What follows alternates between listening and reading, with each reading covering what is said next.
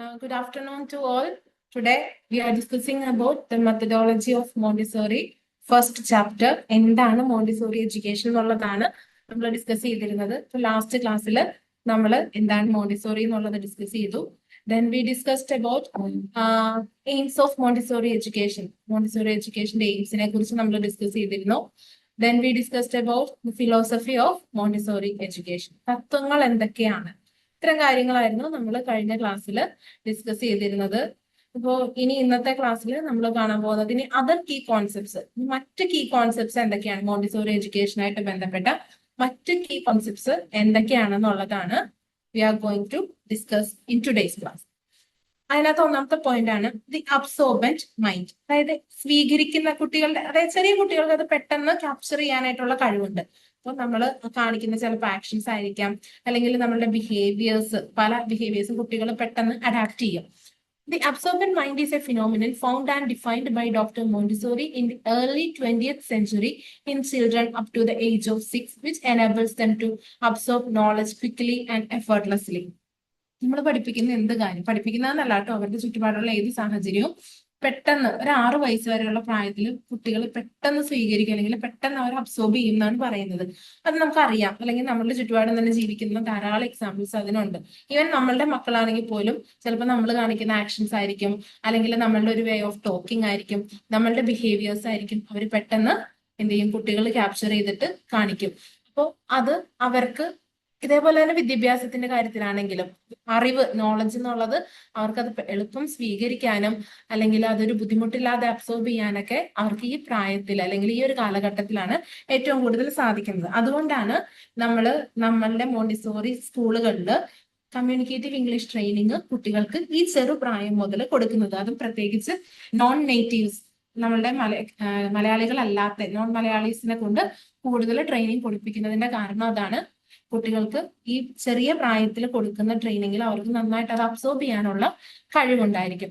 Dr. Montessori called this process the absorbent mind because the child essentially absorbs information about his or her environment unconsciously from birth to 3 and between 3 to 6. The child makes sense and gives meaning to their learning while continuing to acquire more. ഇത് Maria മോണ്ടിസോറിയുടെ ഒരു concept വെച്ച് ഇവിടെ പഠനത്തെ കുറിച്ചാണ് എഴുതിയിരിക്കുന്നത്. പക്ഷെ അങ്ങനെ തന്നെ അല്ലാതെ ഞാൻ ഓൾറെഡി പറഞ്ഞു, നമ്മുടെ ചുറ്റുപാടുള്ള എല്ലാ സാഹചര്യങ്ങളിൽ നിന്നും നമുക്കിത് വളരെ വളരെ പ്രൂവ്ഡ് ആയിട്ടുള്ള ഒരു കാര്യമാണ്.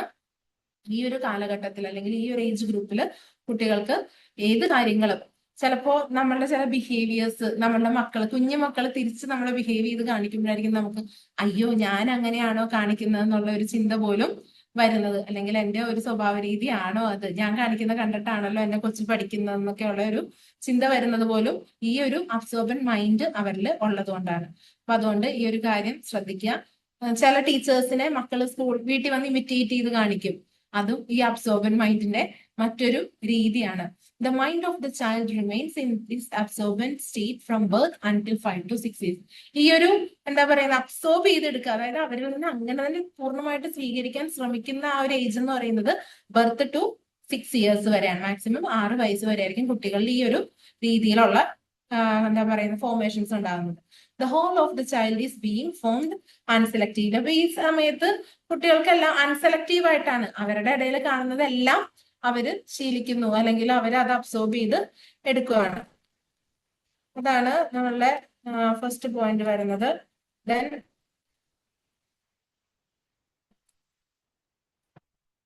നെക്സ്റ്റ് പോയിന്റ് ആണ് normalization through work.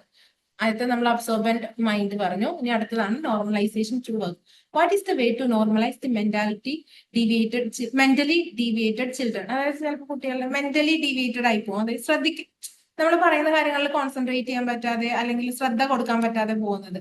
It's the work concentration is the key that opens up the latent treasure within the child. അപ്പൊ ആ ഒരു ശ്രദ്ധ കൊടുക്കുന്ന ഫാക്ടറിന്റെ പേരാണ് എന്തെന്ന് പറയുന്നത്, കോൺസെൻട്രേഷൻ എന്ന് പറയുന്നത്. അതാണ് കുട്ടികളിലെ അവരിലുള്ള നിധികൾ ഓപ്പൺ ചെയ്യാനായിട്ട് അവരെ സഹായിക്കുന്നത്. കോൺസെൻട്രേഷൻ, ആ ഒരു വാക്ക്. നമ്മളാണെങ്കിൽ പോലും ഒരു കാര്യം കൂടുതൽ കോൺസെൻട്രേറ്റ് ചെയ്ത് കഴിഞ്ഞാൽ അതിന്റെ മാക്സിമം ഔട്ട്പുട്ട് ചിലപ്പോൾ നമുക്ക് എടുക്കാൻ വേണ്ടിയിട്ട് പറ്റാറുണ്ട്. അതേസമയം നമ്മൾ ശ്രദ്ധ കൊടുക്കാതെ ചെയ്താൽ അത്ര കറക്റ്റ് ആവാതെ പോകുന്ന സാഹചര്യങ്ങളും ഉണ്ട്. അത് ഈവൻ നമ്മളുടെ ഡെയിലി ലൈഫിൽ കടന്നു പോകുന്ന കാര്യങ്ങളാട്ടോ ഇപ്പൊ ഇതിനകത്താണെങ്കിലും പറഞ്ഞുകൊണ്ടിരിക്കുന്നത്. The work and the concentration purifies all the problems which are considered as the characteristics of the childhood. അപ്പോ വർക്കും അതിന്റെ കോൺസെൻട്രേഷനും ആണ് എന്തെന്ന് പറയുന്നത് ഈ കാലഘട്ടത്തിൽ ചൈൽഡ്ഹുഡിൽ ഉണ്ടാകുന്ന അല്ലെങ്കിൽ അവരുടെ ആ ഒരു സ്വഭാവ രൂപീകരണത്തിന്റെ സമയത്ത് ഉണ്ടാകുന്ന എല്ലാ പ്രശ്നങ്ങളും കടന്നു പോകുന്ന അല്ലെങ്കിൽ അതിനെ എന്താ പറയുന്നത് പൂർണ്ണതയിലേക്ക് എത്തിക്കുന്നത്, ആ ഒരു സ്വഭാവ രൂപീകരണത്തിന്റെ പൂർണ്ണതയിലേക്ക് എത്തിക്കുന്നതിനെ കുറിച്ചാണ് പറയുന്നത്. അപ്പൊ എക്സാമ്പിൾ ആണ് untidiness, disobedient, laziness, greediness, selfishness, quarrelling, naughtiness, അതായത് വൃത്തിയില്ലായ്മ അല്ലെങ്കിൽ അവർ ഡിസൊബീഡിയന്റ് ആയിട്ടിരിക്കുന്നത്. ഇതെല്ലാം എന്താന്ന് പറഞ്ഞിരിക്കുന്നത് വർക്കാണ്. അതിന്റെ കോൺസെൻട്രേറ്റ് ചെയ്ത് അതിന്റെ പൂർണ്ണതയിൽ ചെയ്യുമ്പോഴാണ് എന്താവുന്നത് അൺടൈറ്റ്നസ് എന്നുള്ളത് എന്തായിട്ട് മാറും, ടൈഡ്നെസ് ആയിട്ട് മാറും. ഡിസൊബീഡിയന്റ് എന്താകും, ഒബീഡിയന്റ് ആകും. ലേസിനെസ് മാറി കുട്ടി ആക്റ്റീവ് ആകും. ഗ്രീഡിനെസ് മാറി, അതായത് സെൽഫിഷ് അങ്ങനെയുള്ളതൊക്കെ മാറി കുട്ടി എന്താകും, സൊസൈറ്റി ബേസ്ഡ് ആകും. ദെൻ ക്വാറലിംഗ് അല്ലെങ്കിൽ നോട്ട്നെസ് അതൊക്കെ മാറി കുറച്ച് ഡിസിപ്ലിൻഡ് ആകും കുട്ടി. അപ്പോൾ ഇതാണ് നമ്മുടെ വർക്കിലൂടെ ഡെയിലി ലൈഫിലൂടെ അല്ലെങ്കിൽ അത് കോൺസെൻട്രേറ്റ് ചെയ്ത് ചെയ്യുമ്പോൾ മാത്രമേ ആ ഒരു ജോലി, ഈവൻ ഇഫ് സപ്പോസ് നമ്മൾ ഫസ്റ്റ് ക്ലാസ്സിൽ ഡ്രൈവിങ്ങിനെ കുറിച്ച് പറഞ്ഞു അല്ലെ, ലേസി ആയിട്ട് ഡ്രൈവ് ചെയ്ത് കഴിഞ്ഞാലോ അല്ലെങ്കിൽ നമ്മളത് ശ്രദ്ധിക്കാതെനോ ഭയങ്കര എന്താ അൺകെയർഫുൾ ആയിട്ട് കെയർലെസ് ആയിട്ട് ഡ്രൈവ് ചെയ്ത് കഴിഞ്ഞാലാണ് നമുക്ക് ഇങ്ങോട്ട് വന്ന് വണ്ടി ഇടിക്കാം. പക്ഷെ അതൊരു ചാൻസ്. ഇൻ കേസ് നമ്മളിൽ നിന്ന് വരുന്ന വീഴ്ചകൾ ഇതിന്റെയൊക്കെ കൂടെ ഒരു ഭാഗമാണ്. അപ്പൊ അതുകൊണ്ടാണ് പ്രത്യേകിച്ച് ഡ്രൈവിംഗ് സ്കില്ലുള്ളവർക്ക് എന്ന് പറഞ്ഞു കഴിഞ്ഞാൽ അവരുടെ എല്ലാ ഇന്ദ്രിയങ്ങളും ഒരേ സമയം വർക്കിംഗ് ആണ്. കണ്ണ്, ചെവി, ശ്രദ്ധ, കയ്യ്, കാല്, എല്ലാ ടൈമും ഒരേ സമയം എല്ലാ അവയവങ്ങളും ഒരേ സമയം വർക്ക് ചെയ്യും. ഇടത് സൈഡിൽ നോക്കണം, വലത് സൈഡിൽ നോക്കണം, പുറകിലെ വണ്ടി, ഫ്രണ്ടിലെ വണ്ടി, ഇതെല്ലാം. അപ്പൊ അത്രയും കോൺസെൻട്രേറ്റ് ചെയ്തിട്ടുള്ള ഏറ്റവും നല്ലൊരു സ്കില്ലാണെന്നാണ് പറയുന്നത് ഡ്രൈവിങ്ങിനെ കുറിച്ച്. അത്രയും കോൺസെൻട്രേഷൻ അവർക്ക് ഉണ്ടാകും എന്നുള്ളത്. അതേപോലെ തന്നെയാണ് കുട്ടികളുടെ കാര്യത്തിലും ഇല്ലെങ്കിൽ നമ്മളുടെ കാര്യത്തിലും വരുന്നത്. ആ ഒരു വർക്ക് നമുക്ക് എന്ത് വർക്കാണോ അസൈൻ ചെയ്തിരിക്കുന്നത്, ഇപ്പൊ ഇവിടെ ഈ പറയുന്ന വർക്ക് എന്ന് ഉദ്ദേശിക്കുന്നത് ഒബീഡിയന്റ് ആവാം, ടൈറ്റ്നസ് ആവാം, അല്ലെങ്കിൽ എന്താ പറയുന്ന അവരുടെ ഡിസിപ്ലിൻ ആവാം. ഇതിനൊക്കെ വർക്ക് എന്നുള്ള രീതിയിൽ നമ്മളിവിടെ മെൻഷൻ ചെയ്യുന്നു എന്നേ ഉള്ളൂ. അതിന്റെയൊക്കെ പൂർണ്ണതയിലേക്ക് എത്തണം എന്നുണ്ടെങ്കിൽ എന്ത് വേണം, അവരിൽ കോൺസെൻട്രേഷൻ എന്ന് പറയുന്ന ഒരു കാര്യം കൂടെ വേണം. The work help for the creative imagination, delight in stories, attachment to a person, submissiveness, play, etc. Even the feature of childhood such as imitation, curiosity, inconsistency, instability of attention, etc. disappear with the normalization. അപ്പൊ ഈ പറഞ്ഞ concentration അവർക്ക് കിട്ടുന്നത് എപ്പോഴാണ്, നമ്മളുടെ daily ലൈഫിന്റെ ഭാഗമായി കഴിയുമ്പോൾ അല്ലെങ്കിൽ അത് നോർമലൈസ് ചെയ്ത് കഴിയുമ്പോഴാണ് അവർക്കത് ഡെയിലി ചെയ്ത് ചെയ്ത് ചെയ്ത് അതിനകത്തേക്ക് അവര് എന്താ പറയുന്നത് ഫുള്ളി ഫ്ലഡ്ജ്ഡ് ആവുന്നത്. വർക്ക് എന്ന് പറയുന്നത് എന്താ, നമുക്ക് വർക്ക് എന്ന് പറയുന്ന കാര്യങ്ങൾ ഒന്നിലും നമ്മളുടെ ക്രിയേറ്റീവ് ഇമാജിനേഷന് വേണ്ടിയിട്ട് സഹായിക്കും. പിന്നെ കഥകൾ മെനയുന്ന ആ ഒരു നമുക്കറിയാം ചെറിയ കുട്ടികളുടെ ഓരോരോ ക്യാരക്ടറിസ്റ്റിക്സ് എന്തൊക്കെയാണ്. അതേപോലെ ഒരു വ്യക്തിയോട് അവർക്ക് ഉണ്ടാവുന്ന അറ്റാച്ച്മെന്റ്, അവരുടെ ഗെയിമായിട്ട് ബന്ധപ്പെട്ട് ഇതെല്ലാം എന്ത് ചെയ്യും, ഈ വർക്ക് എന്ന് പറയുന്നത് ഇവരിൽ ഇങ്ങനത്തെ ഈ രീതിയിലുള്ള കാര്യങ്ങളൊക്കെ ഡെവലപ്പ് ചെയ്യുന്നതിന് വേണ്ടിയിട്ട് ഹെൽപ്പ് ചെയ്യും. അതേപോലെ കുട്ടികളിൽ ഉണ്ടാകുന്നതാണ് ഇമിറ്റേഷൻ, ക്യൂരിയോസിറ്റി, ഇൻകൺസിസ്റ്റൻസ്, ഇൻസ്റ്റെബിലിറ്റി. ഇതൊക്കെ എന്ത് ചെയ്യും, നമ്മൾ നോർമലൈസ് ചെയ്ത് കഴിയുമ്പോൾ, അതായത് ഡെയിലി ഇതിങ്ങനെ കണ്ടിന്യൂസ് ആയിട്ട് പോകുമ്പോൾ അത് അവരിൽ നിന്ന് ഈ ഇൻസ്റ്റെബിലിറ്റി മാറും, ഇൻകൺസിസ്റ്റൻസി മാറും, സ്ഥിരതയില്ലായ്മ. നമുക്കറിയാം കുട്ടികൾ അന്നേരം മാറിക്കൊണ്ടിരിക്കുന്നൊക്കെ അവരുടെ വാക്ക് മാറും. അപ്പൊ അതെല്ലാം മാറുന്നത് ഈ നോർമലൈസേഷൻ, നമ്മളുടെ വർക്കിനെ നോർമലൈസ് ചെയ്യുമ്പോഴാണ്. ക്ലിയർ ആയോ? ഇപ്പൊ ഞാൻ ഈ പറയുന്ന കാര്യങ്ങളെല്ലാം നമുക്ക് ഒന്നില്ലെങ്കിൽ നമ്മളുടെ മക്കൾ, നമുക്ക് ചെറിയ മക്കളുണ്ടെങ്കിൽ അവരായിട്ട് നിങ്ങൾ റിലേറ്റ് ചെയ്ത് ചിന്തിച്ചാൽ തന്നെ കുറെ എളുപ്പം മനസ്സിലാവും.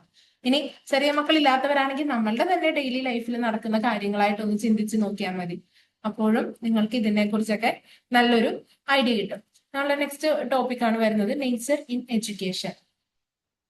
നേച്ചർ ഒന്ന് നമ്മളുടെ ഒരു സ്വഭാവ വ്യക്തിത്വം, അല്ലെങ്കിൽ എന്താ പറയുന്നത് നമ്മളുടെ ഓരോരുത്തർക്കും പല പല നേച്ചറാണെന്ന് നമ്മൾ പറയാറുണ്ട്. അല്ലെങ്കിൽ നമ്മളുടെ ചുറ്റുമുള്ള എൻവയോൺമെന്റിനെ കൂടി കൂട്ടിയിട്ട് നമുക്ക് നേച്ചർ എന്ന് പറയാറുണ്ട്. Man has created enjoyments in social life and brought about a strong human love in community life. However, a man still belongs to a nature. It is the education that prepares the child of nature to a child of nature to a child of social being. Children should not feel that he or she is taken away from parents and put into a school, but she should be put into a Montessori house of children, which is usually an extension of home. അതായത് കുട്ടികളെ ഓരോരുത്തർക്കും അറിയാം, കുട്ടികളെ എടുത്ത് ഒരു സ്കൂളിൽ കൊണ്ടാക്കി എന്നുള്ള ഒരു ബോധ്യം അല്ലാതെ ആ കുട്ടികളെ മോണ്ടിസോറി എക്സ്റ്റൻഷൻ എന്ന് പറയുന്നത്, അല്ലെങ്കിൽ മോണ്ടിസോറി ഹൗസ് എന്ന് പറയുന്നത് നമ്മുടെ വീടുകളുടെ ഒരു എക്സ്റ്റൻഷൻ ആയിട്ട് ചിത്രീകരിക്കപ്പെട്ട് കഴിഞ്ഞാൽ, അല്ലെങ്കിൽ നമ്മളുടെ പ്ലേ സ്കൂളുകൾ, ഡേ കെയറുകൾ, LKG UKG നഴ്സറി ഒക്കെ എന്താ പറയുന്നത്, കുട്ടികൾക്ക് കുറച്ചുകൂടി അവരുടേതായ അവർ ഇത്രയും ദിവസം നിന്നിരുന്ന പോലത്തെ ഒരു സാഹചര്യത്തിലേക്ക് തന്നെ അവർക്ക് ഒരുക്കി കൊടുക്കുകയാണെങ്കിൽ അവിടെ വരാൻ മടിയുണ്ടാവില്ല. അവിടെ ഉള്ളവരെ, ചിലവരുണ്ട് ടീച്ചർമാരെ കാണുമ്പോഴേ പേടിയും കരച്ചിലും ബഹളവും, അതിൽ നിന്നൊക്കെ മാറി കുട്ടികൾ കുറെ കൂടെ ഡെയിലി നമ്മളുടെ സ്കൂളിൽ വരാനൊക്കെ താല്പര്യം ഉള്ളവർ, അതായത് അവരായിരിക്കുന്ന ഒരു ചുറ്റുപാട് നമ്മളുടെ മോണ്ടിസോറി ഹൗസിൽ അല്ലെങ്കിൽ നമ്മളുടെ സ്കൂളിലും നമ്മളുടെ ക്ലാസ് റൂമിലും നമുക്ക് ക്രിയേറ്റ് ചെയ്യാൻ സാധിക്കണം എന്നുള്ളതാണ് ഈ ഒരു പോയിന്റിന്റെ അർത്ഥം. ക്ലിയർ ആണോ? Okay. The best way of strengthening children is immersing them in nature and allowing children their spiritual expressions and spiritual needs. അവർക്ക് ആത്മീയമായ കാര്യങ്ങൾ, അല്ലെങ്കിൽ എന്താ പറയുന്ന അവരുടെ പ്രകൃതിനെ കൂടി, അതിനൊരു നല്ലൊരു കാര്യമാണ് നമുക്ക് കുറെ കൂടി പുറത്തൊക്കെ ഇറങ്ങി കുട്ടികളെ കളിപ്പിക്കുക, അല്ലെങ്കിൽ പുറത്തിറങ്ങിയുള്ള ക്ലാസ് റൂം അന്തരീക്ഷങ്ങൾ ക്രിയേറ്റ് ചെയ്യുക.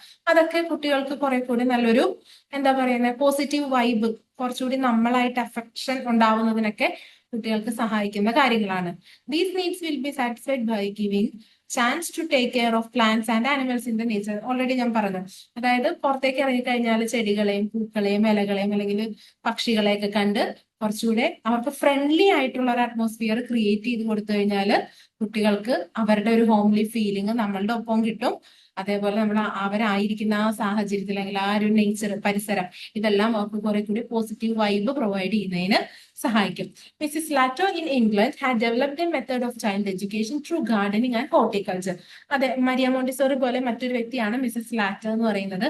അവര് കുട്ടികൾക്കുള്ള എഡ്യൂക്കേഷൻ ഗാർഡനിങ് ആൻഡ് ഹോർട്ടിക്കൾച്ചറിലൂടെയാണ് ഡെവലപ്പ് ചെയ്തെടുത്തത്. ഹോർട്ടിക്കൾച്ചർ എന്ന് പറയുന്നത് തേൻ ഉൽപ്പാദിപ്പിക്കുന്നതുമായിട്ട് ബന്ധപ്പെട്ട കേട്ടോ. ഹണി ബി, ഒരു മിനിറ്റ് ഞാൻ ചെക്ക് ചെയ്തോട്ടെ. ഹോർട്ടിക്കൾച്ചർ ഇതാണ് നമ്മുടെ ഫ്ലവേഴ്സും പ്ലാന്റ്സ് ഒക്കെ ഡെവലപ്പ് ചെയ്യുന്നതിന്റെ പേരാട്ടോ ഹോർട്ടിക്കൾച്ചർ എന്ന് പറയുന്നത്. അപ്പോൾ ഗാർഡനിങ്ങും അതേപോലെ ഹോർട്ടിക്കൾച്ചറിന്റെ കറക്റ്റ് മലയാളം എന്ന് പറയുന്നത് ഉദ്യാന വിജ്ഞാനം, തോട്ടകൃഷി, അതൊക്കെയാണ് കറക്റ്റ് മലയാളം എന്ന് പറയുന്നത്. ഇപ്പോ ഗാർഡനിങ് ആയിട്ട് ബന്ധപ്പെട്ട് കുറച്ചുകൂടി കുട്ടികളെ പൂന്തോട്ടം ക്രിയേറ്റ് ചെയ്യുന്നതിന്, നല്ലൊരു ഗാർഡൻ സെറ്റ് ചെയ്യുന്നതിന്, അതിനൊക്കെ വേണ്ടി ഇൻക്ലൂഡ് ചെയ്ത് അതുകൂടെ അവരുടെ ചൈൽഡ് എഡ്യൂക്കേഷനിൽ ഇൻക്ലൂഡ് ചെയ്ത വ്യക്തിയാണ് മിസ്സിസ് ലാറ്റോ എന്ന് പറയുന്നത്. Art, house hold life and culinary preparation, washing of utensils etc. are included in this method. അതേപോലെ ചേർത്തതാണ് മറ്റു കാര്യങ്ങളാണ്. ഒന്ന് ഹൗസ് ഹോൾഡ് ലൈഫ്, പിന്നെ art activities, then culinary preparations, washing of utensils, അവരവർ കഴിച്ച പാത്രങ്ങളൊക്കെ കഴുകി വെക്കുന്നതെല്ലാം ഇതേപോലെ ചൈൽഡ് എഡ്യൂക്കേഷനിൽ ഇൻക്ലൂഡ് ചെയ്ത കാര്യങ്ങളാണ്. Then she has stressed the following points. അതേപോലെ മിസ് ലാറ്റർ ഇമ്പോർട്ടൻസ് കൊടുത്ത കുറച്ച് കാര്യങ്ങളാണ് ഇന്ന് നമ്മൾ പറയാൻ പോകുന്നത്. By caring plants and animals the child learns automatically about nature. ഈ പ്ലാന്റ്സിനെ ആനിമൽസിനെ ഒക്കെ കണ്ട് നോക്കി തൊടാൻ പറ്റുന്ന സാധനങ്ങളെ തൊട്ട് അറിഞ്ഞൊക്കെ വരുമ്പോഴാണ് അവർ ഓട്ടോമാറ്റിക്കലി നേച്ചറിനെ കുറിച്ച് പഠിക്കുന്നത്.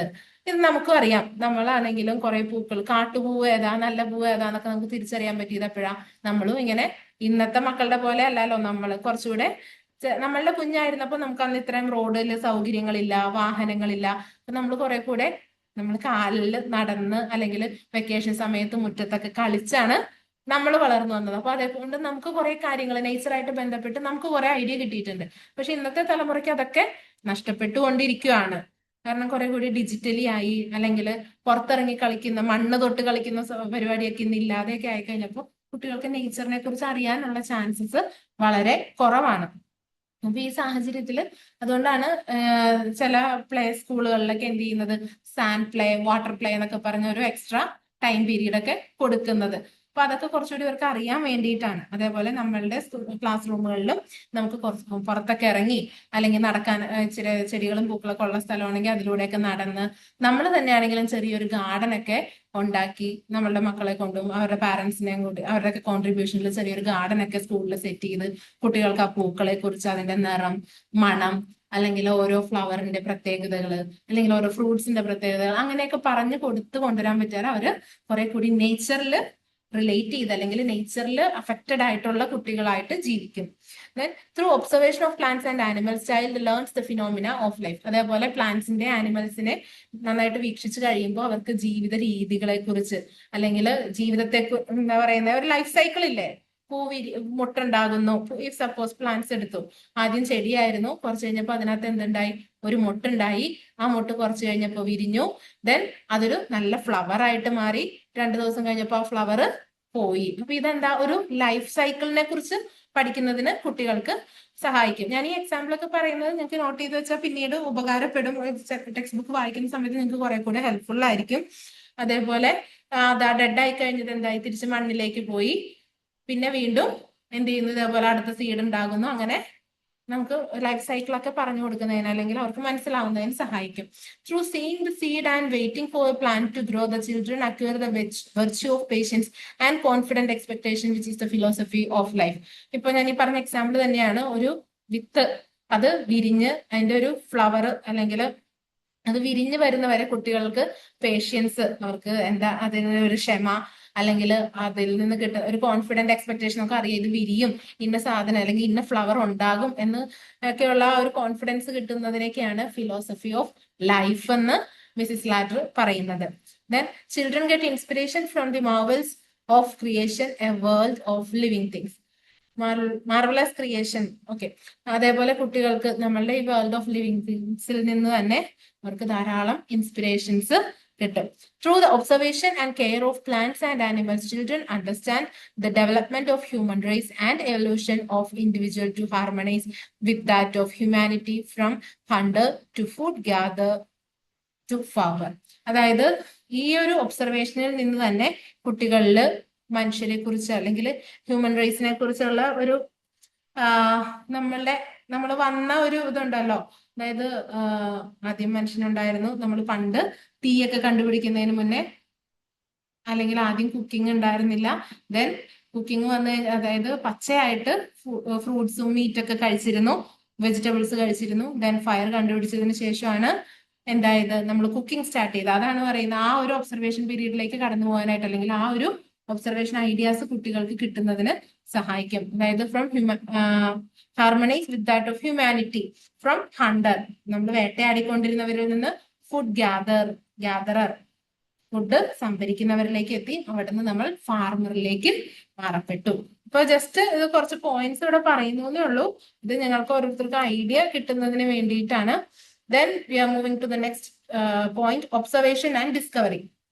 ഇനി കുട്ടികൾക്ക് ഉണ്ടായിരിക്കേണ്ട അല്ലെങ്കിൽ മറ്റൊരു കീ കോൺസെപ്റ്റ് ആണ് ഒബ്സർവേഷനും ഡിസ്കവറിയും. നന്നായിട്ട് ഒബ്സർവ് ചെയ്യുന്ന കുട്ടികൾക്ക് അവരായിരിക്കും ധാരാളം ക്വസ്റ്റ്യൻസ് നമ്മളോട് ഡൗട്ട് ചോദിച്ചുകൊണ്ടേയിരിക്കും. ചില കുട്ടികളുടെ ഡൗട്ട് കേട്ട് കഴിഞ്ഞാൽ നമുക്ക് ക്ലാസ് എടുക്കാനുള്ള സമയം കിട്ടൂല, അത്രയും ഡൗട്ട് ആയിരിക്കും. പക്ഷെ എത്രത്തോളം അവർ ഡൗട്ട് ചോദിക്കുന്നോ അത്രത്തോളം അവർക്ക് എന്താ പറയുന്ന അവരിലേക്ക് ഈ ഒരു നോളജ് ഇൻകൾക്കേറ്റ് ചെയ്യാനായിട്ട് മതി. അതായത് അവരിൽ എത്ര ഇത് വളർത്തിക്കൊണ്ടുവരാൻ വേണ്ടിയിട്ട് സാധിക്കും. ഈ സംശയങ്ങളിൽ നിന്നാണ് പുതിയ പുതിയ ഐഡിയാസ് രൂപപ്പെടുന്നത് അല്ലെങ്കിൽ പുതിയ പുതിയ കണ്ടുപിടുത്തങ്ങളൊക്കെ നടക്കുന്നത്. Through providing long walks is given a chance the child to observe in detail and discover the environment. പ്രകൃതിയിലേക്ക് ഇറങ്ങി അവർക്കൊരു നല്ല എന്താ പറയുക കുറച്ച് സമയമുള്ള ഒരു നടത്തമൊക്കെ കൊടുത്തു കഴിഞ്ഞാൽ അവർക്ക് ഡീറ്റെയിൽഡ് ആയിട്ട് ഒബ്സർവ് ചെയ്യാനും ഡിസ്കവർ ചെയ്യാനായിട്ടും സഹായിക്കും. The child has to be informed that he is going for a walk and where he is going. കുട്ടികൾക്ക് നേരത്തെ പറഞ്ഞു കൊടുക്കുക, ഇന്ന് ഇങ്ങനെ ഒരു വാക്കിന് പോവുകയാണ്, അത് എങ്ങോട്ടാണെന്നും. It will be better to discuss the plan with the child, where to go, how to go and when to do there, what to do there, so then he will visualise his future actions. അതേപോലെ കുട്ടികളായിട്ട് സംസാരിച്ചിട്ട് അവരെയും കൊണ്ട് എവിടെ പോകണം, എങ്ങനെ പോകണം, എപ്പോൾ പോകണം, അവിടെ പോയി എന്ത് ചെയ്യണം എന്നൊക്കെ ഉള്ളത് നേരത്തെ അവരുമായിട്ട് ഡിസ്കസ് ചെയ്ത് കഴിഞ്ഞാൽ എന്താ പ്രയോജനം, എന്താ കുട്ടിക്ക് ഓൾറെഡി വിഷ്വലൈസ് ചെയ്യാൻ പറ്റും. ഈ കൊച്ച് അവിടെ, നമ്മൾക്കാണെങ്കിൽ അങ്ങനെ ഒരു ഡ്രീമില്ല. ടൂർ പോവുക എന്ന് പറഞ്ഞു കഴിഞ്ഞാൽ ഓൾറെഡി നമുക്ക് എന്തെങ്കിലുമൊക്കെ അറിയാവുന്ന ഒരു കാര്യമൊക്കെ ആണെങ്കിൽ നമ്മൾ അതിനെക്കുറിച്ച് ഭയങ്കര എക്സ്പെക്ടേഷൻസ് ആയിരിക്കും. അല്ലെങ്കിൽ നമ്മളിങ്ങനെ തിങ്ക് ചെയ്തുകൊണ്ടേയിരിക്കും, ചിന്തിച്ചുകൊണ്ടേയിരിക്കും. നമ്മൾ ടൂർ പോകുമ്പോൾ, പ്രത്യേകിച്ച് നമ്മൾ ചെറുതായിരുന്നപ്പോൾ നമ്മൾ ടൂർ പോകുമ്പോൾ നമ്മൾ കൂട്ടുകാരുടെ ഒപ്പം ഇന്ന റൈഡിൽ കയറുന്നു അല്ലെങ്കിൽ ഇന്ന പോലെ കളിക്കുന്നു. അപ്പൊ ഇതെല്ലാം അതേപോലെ കുട്ടിക്കും ഫ്യൂച്ചർ ആക്ഷൻസിനെ കുറിച്ച് വിഷ്വലൈസ് ചെയ്യുന്നതിന് സഹായിക്കും. Let him arrange his picnic basket and plan his journey. അതേപോലെ കുട്ടി തന്നെ, നമ്മളുടെ നാട്ടിൽ അത് അത്രയും കാണപ്പെടുന്നില്ല, പക്ഷെ പുറത്തോട്ട് പിക്നിക് ബാസ്കറ്റ് ഒക്കെ ആയിട്ടാണ് കുട്ടികൾ പോകുന്നത്. അതേപോലെ അവർ പോകുന്ന ജേർണിനെ കുറിച്ച് അവർ തന്നെ പ്ലാൻ ചെയ്യാനാക്കിയിട്ട് അവരെ അനുവദിക്കുക.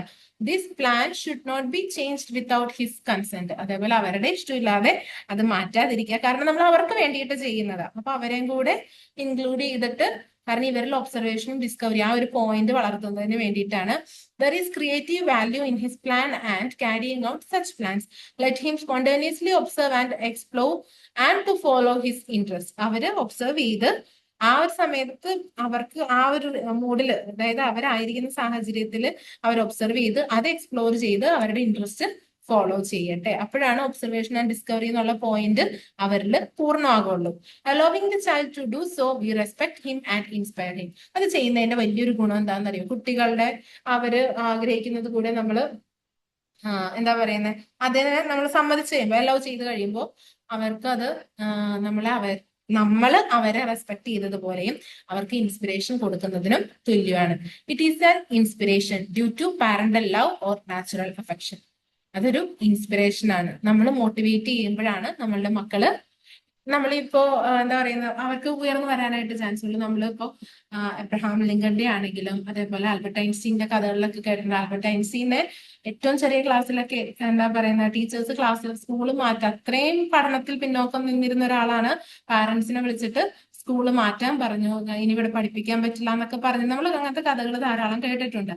പക്ഷെ അദ്ദേഹത്തിന്റെ അമ്മ കൊടുത്ത സപ്പോർട്ട് നമുക്കറിയാല്ലേ. എന്റെ മോനെ കൊണ്ട് ഇത് പറ്റും, അല്ലെങ്കിൽ എന്റെ മോനെ നാളെ ഈ ടീച്ചർമാര് മാറ്റി പറയും, അത്രയും നല്ല സപ്പോർട്ട് കൊടുത്തവരുടെ കൂടെ നിർത്തി എപ്പോഴാണ് ആൽബർട്ട് ഐൻസ്റ്റീനൊക്കെ ലോകം കണ്ട ഏറ്റവും നല്ല സയന്റിസ്റ്റുകളായിട്ട് പിന്നീട് മാറിയത്. അപ്പോൾ അത്ര ഒരു ഇൻസ്പിറേഷൻ നമുക്ക് കൊടുക്കണം എന്നുണ്ടെങ്കിൽ ചെറുപ്പത്തിലെ മുതൽ എന്ത് ചെയ്യാം, ഇവര് ആയിരിക്കുന്ന ഒബ്സർവേഷനും ഡിസ്കവറി പീരീഡിലും അവരുടെ ഇഷ്ടങ്ങളും താല്പര്യങ്ങളും കൂടെ പരിഗണിച്ചിട്ട് ചെയ്യാൻ വേണ്ടിയിട്ട് ശ്രദ്ധിക്കുക.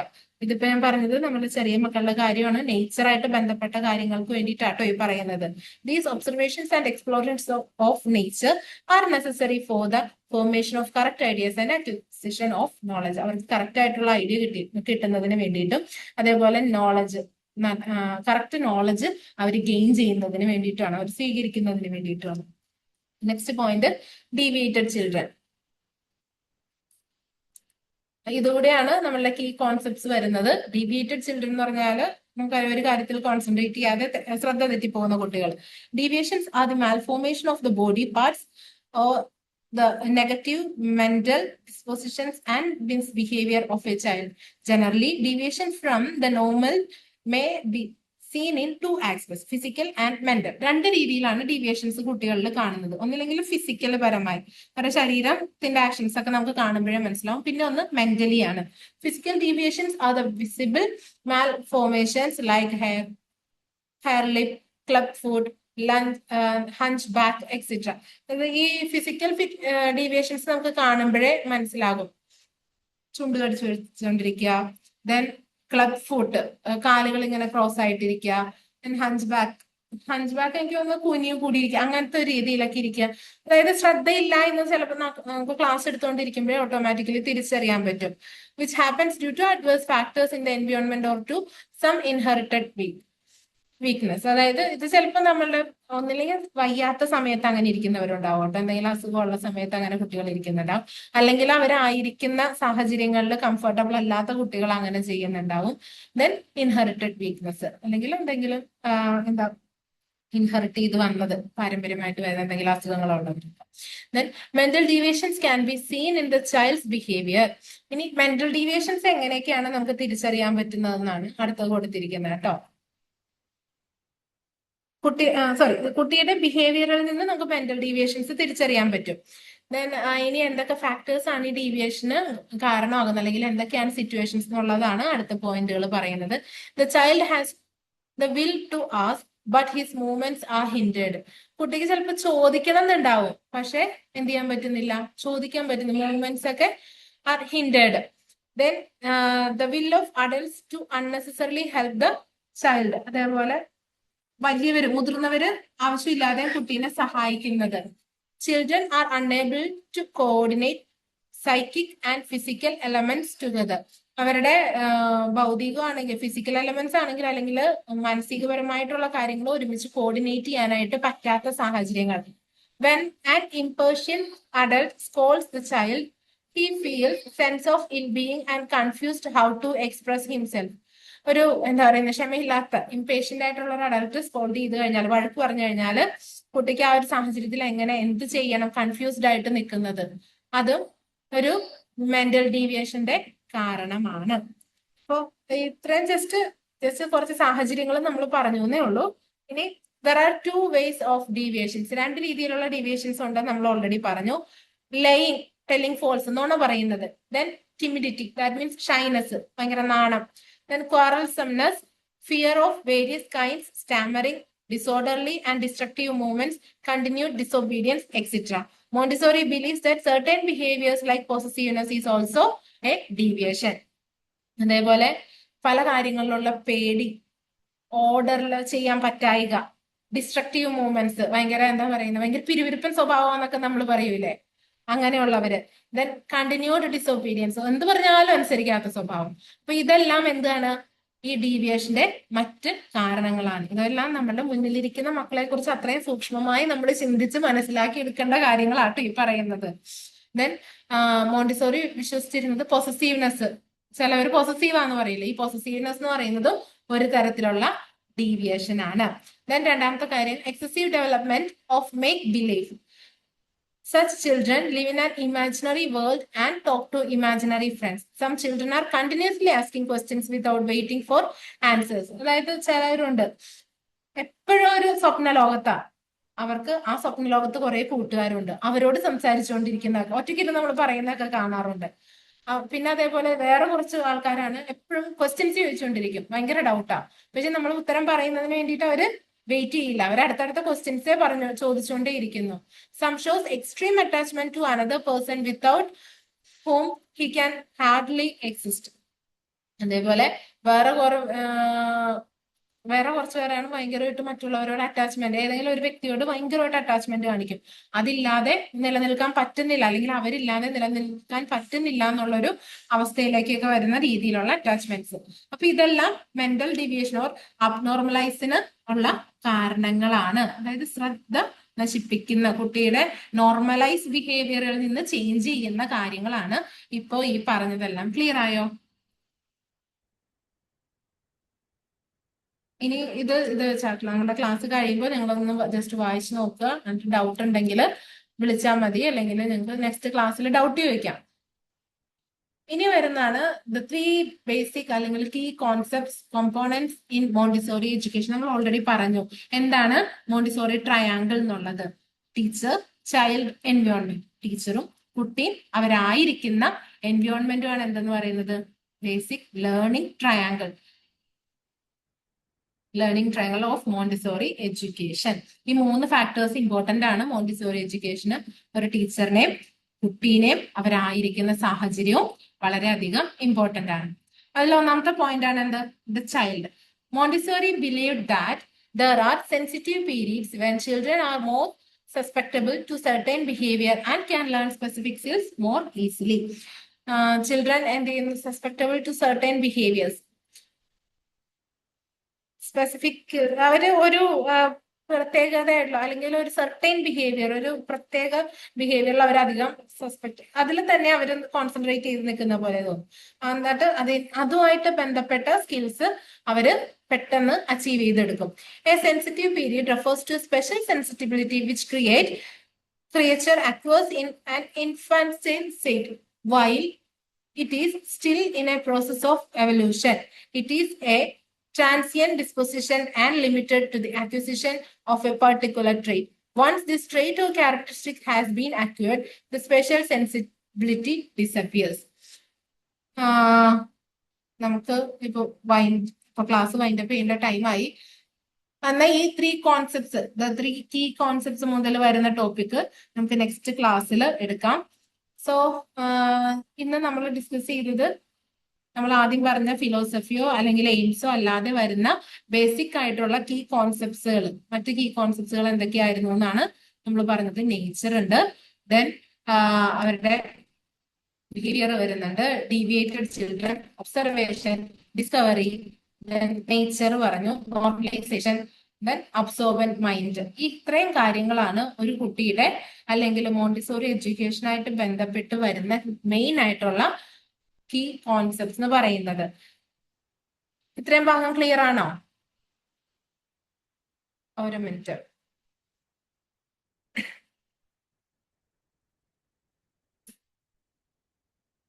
ക്ലിയർ ആയോ? മൈക്ക് അൺമ്യൂട്ട് ചെയ്തോളൂ. ക്ലിയർ ആണ് മാം, ക്ലിയർ ആണ്. ഇനി ഈ ഭാഗത്ത് ഇപ്പൊ എനിക്ക് തോന്നുന്നു ഇന്ന് നമ്മൾ കുറച്ച് ഹരിബറി ആയിട്ടാണ്, സ്പീഡിലാണ് ക്ലാസ് പോയത്. എനിക്ക് ഇന്ന് അത്രയും അല്ലെങ്കിൽ ഒരു നെക്സ്റ്റ് ക്ലാസ്സോട് കൂടി നമ്മൾ ഈ ഫസ്റ്റ് ചാപ്റ്റർ തീർക്കണം എന്നുള്ളത് കൊണ്ടാണ്, അല്ലെങ്കിൽ ഡിലേ വരും, അതുകൊണ്ടാണ് അപ്പൊ ഇന്ന് കുറച്ച് സ്പീഡിൽ പോയത്. നിങ്ങൾ ഈ പോർഷൻസ് ഒന്ന് വായിക്കുക, എന്നിട്ട് സംശയങ്ങൾ ഉണ്ടെന്നുണ്ടെങ്കിൽ നെക്സ്റ്റ് ക്ലാസ്സിൽ ചോദിക്കാം. അതേപോലെ റിയ മിസ്സിനോട് ചോദിച്ചാലോ ഹരിത മിസ്സിനോട് ചോദിച്ചാലോ ഹെമ ടീച്ചറിനോട് ചോദിച്ചാലോ എന്റെ നമ്പർ തരും. അവരോടാണെങ്കിലും ചോദിക്കാം. സംശയങ്ങളുണ്ടെങ്കിൽ എന്റെ നമ്പർ വാങ്ങിച്ചിട്ട് കോൺടാക്ട് ചെയ്യാം കേട്ടോ. Okay ma'am. Shall we wind up today's session? Okay ma'am. So thank you everyone. Thank you. Thank you ma'am. Okay, thank you ma'am.